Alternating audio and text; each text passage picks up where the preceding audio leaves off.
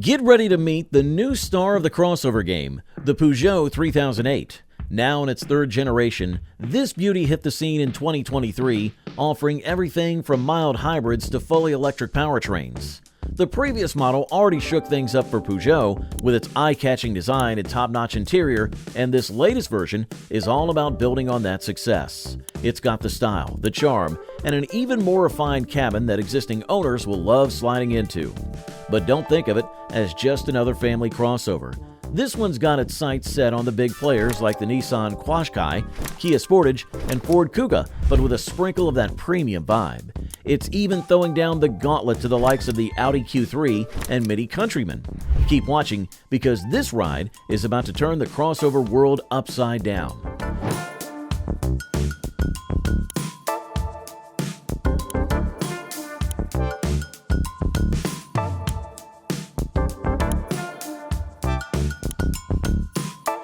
And yes, it's a hybrid. Peugeot kicked things off with a mild hybrid setup using a 48-volt system and a small battery.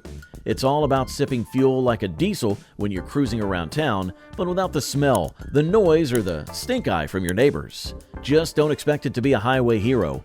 Mild hybrids shine best when you're slowing down or speeding up, not so much on those long motorway stretches. Under the hood, Peugeot's rocking a revamped 1.2-liter turbo 3-cylinder engine that's been their trusty companion for ages.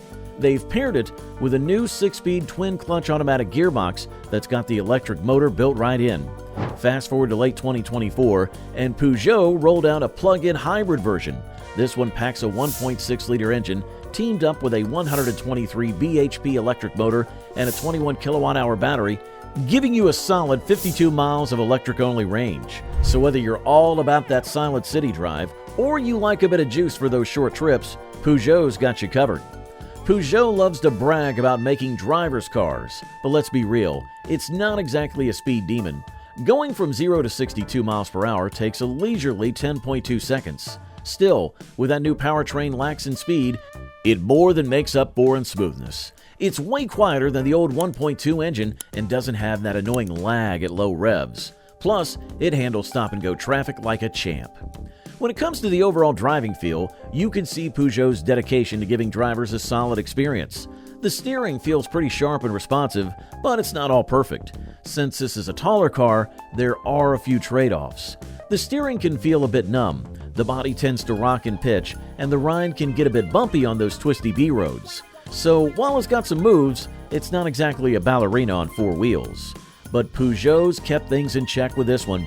It's the same size as its predecessor, so no extra bulk. Rear legroom might not be the best, but the seating position helps a lot. You sit up high with your legs tucked in, so it doesn't feel too tight. Plus, that sleek fastback design doesn't mess with the headroom, and there's some nifty storage spots to keep things organized. Inside, you've got a massive curved screen with Peugeot's upgraded iToggle system. It's super user-friendly, and honestly, it might be a good idea to rope in the teenagers to help you set up all the customizable layouts and shortcuts. Price-wise, it starts at around £34,660. If you're eyeing the PHEV, expect to shell out about $6,000 more, and for the fully electric version, you're looking at an extra $11,000.